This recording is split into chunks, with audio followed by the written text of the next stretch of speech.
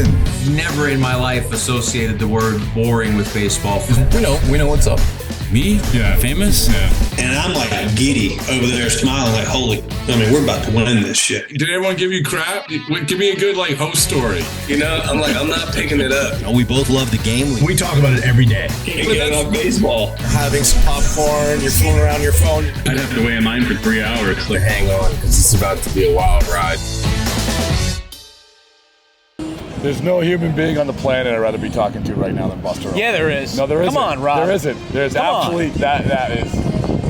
I will say it again. There is no human being on the planet and in this galaxy I'd rather be talking to. Oh, now you're totally blowing it out. All right, so I think the last time we talked was in spring training, but what's weird, Buster, is that we've landed in late August, and people have been asking who is the team to beat in the American League. I don't know if I'm dying for an answer. I want to have an answer.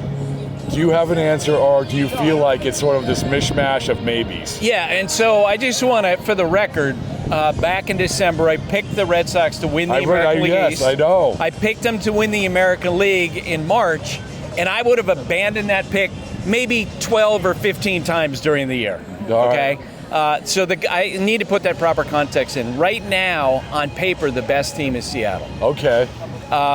Does that mean they're going to win the American League? No. It doesn't necessarily.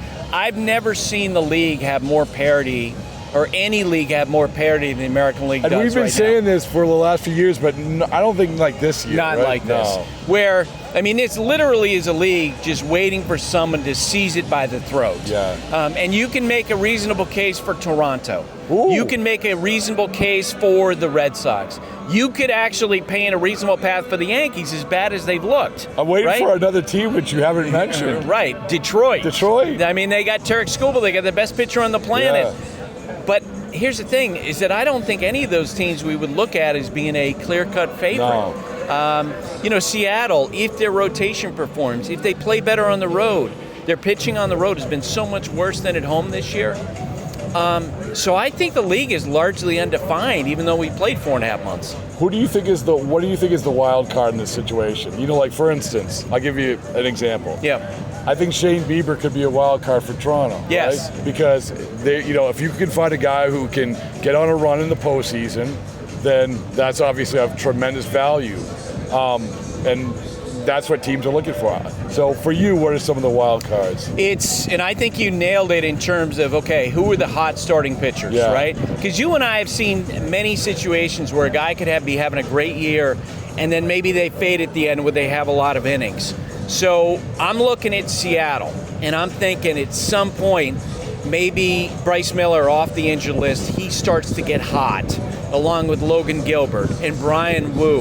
And Luis Castillo's had a lot of ups and downs this year, but maybe he puts it together. George Kirby.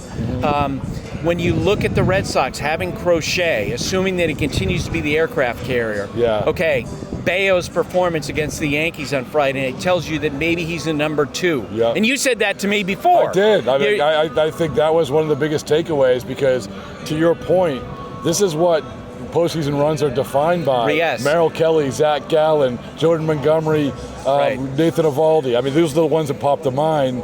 But what Bayo presented was that image along with Crochet. But there's other teams, of Seattle being one. Yeah. But I'll come back to Toronto. Toronto's weird because they have guys who can be that, but you don't necessarily have the Crochet, right? Gausman's been awesome. But is he the guy who's going to go on a run for them? So. And I think those guys are capable. I look at Gausman. Okay, he to me, you could see him in a matchup against Crochet in a playoff game, and you could see Gausman pitching well enough to win. Mm-hmm. You can see Shane Bieber, and it's been surprising how good he's been. Because as you know, typically guys coming back from that surgery, it takes them some time. But all through Bieber's rehab, he was saying, "I feel good."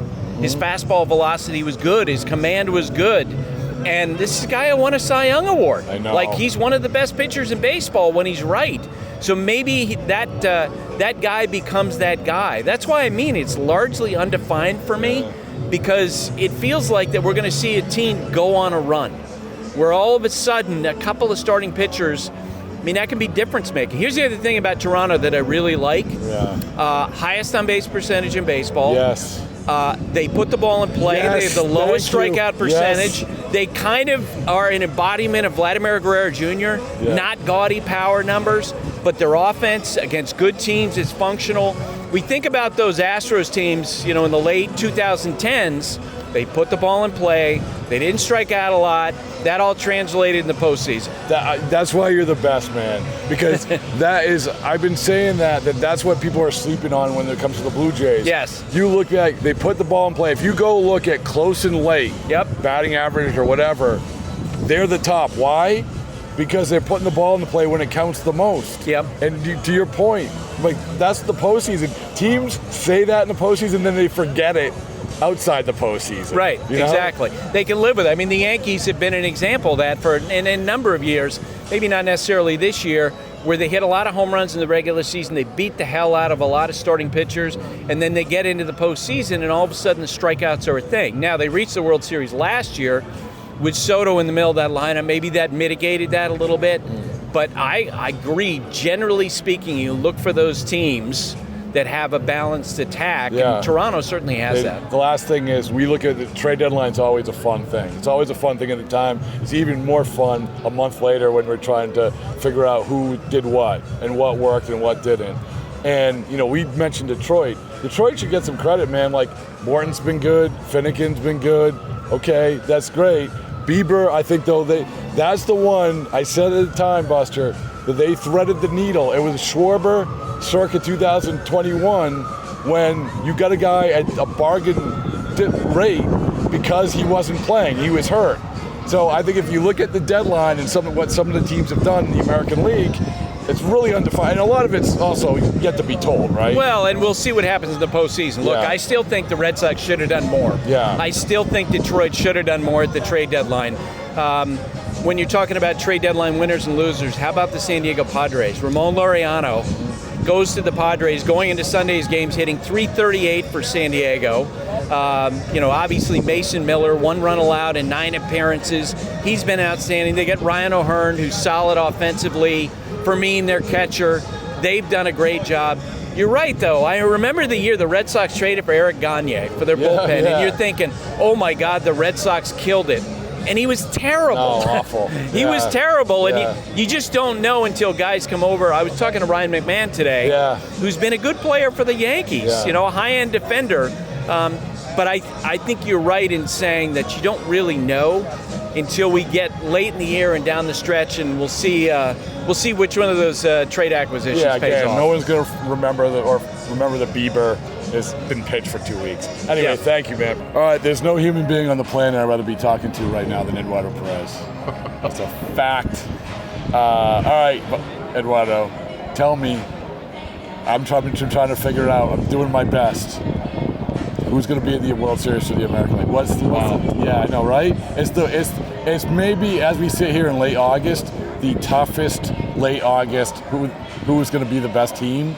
Question that we've had in a long time, right? It really is. Yeah. It really is, and it's, I think, because of pitching. And it's not just in the American League, but we're focused on the American League, so we'll stick to it. And, why not start here in New York where we're at right now and say, do they have a chance? Do they? I think everybody has a chance. Yeah. But I think for them to have a chance, Aaron Judge has to be in right field. I think for them to have a chance, Max Fried and Carlos Rodon have to be studs. 1-2, yeah. I think for them to have a chance, Devin Williams has to be a lock.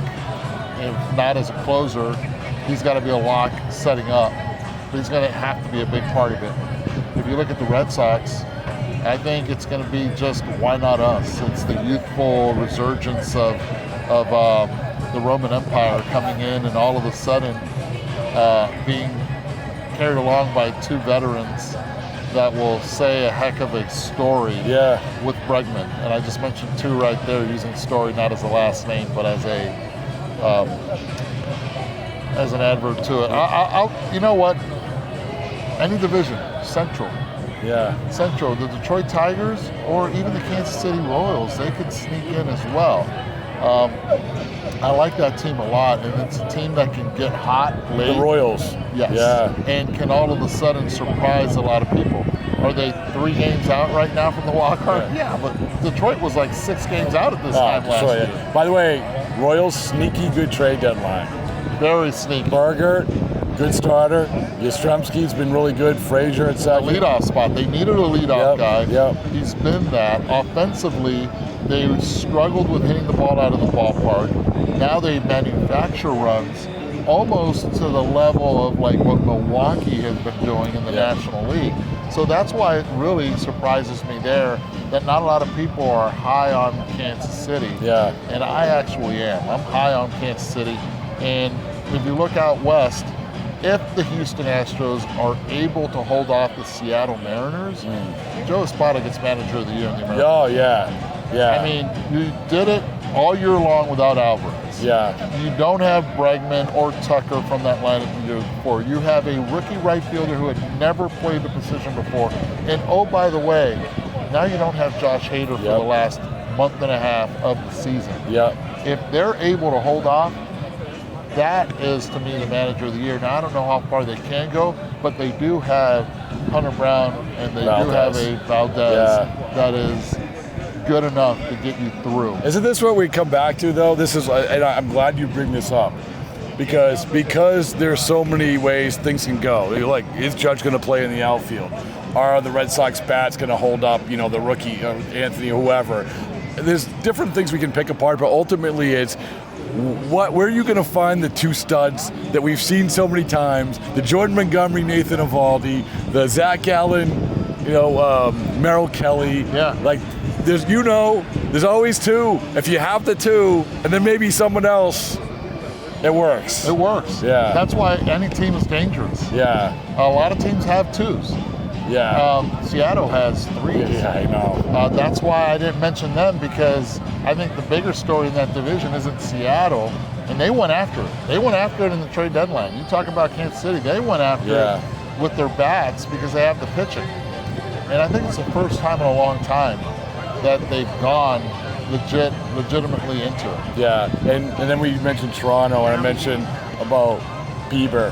Bieber could be a wild card because Bieber is a guy who could potentially pitch in a postseason game. He could. That which, by the way, like, you thread the needle, you get him at a reasonable rate. Which, think about that, getting a postseason pitcher like Bieber. Who cares that he didn't pitch for the first 3 weeks after the deadline? Right. It really doesn't matter. Now the big question is, how are you going to balance it out? Who moves into the bullpen there, and then how do you work your bullpenning?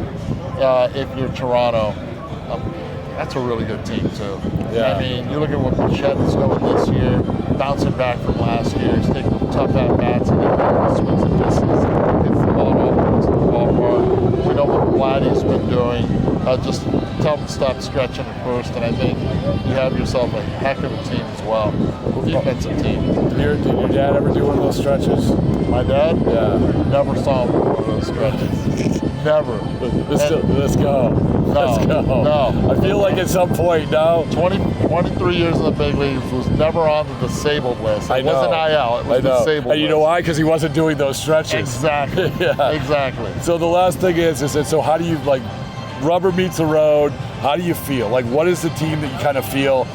There's cases, we just made cases for a bunch. What is the team that right now, as we sit here, feel like, I think this team might have the upper hand from the American League? From the American League, don't sleep on Toronto. That's a good one. Don't sleep on Toronto. Really don't. They have the pitching. They have George Springer, who shows off in the postseason. We haven't seen him in a while. And he's back. And I'm glad that he's back after getting hit in the helmet as well. And don't sleep on Toronto. All right, I like that. All right, man. Thanks. You're awesome. You're the best. You got it, brother.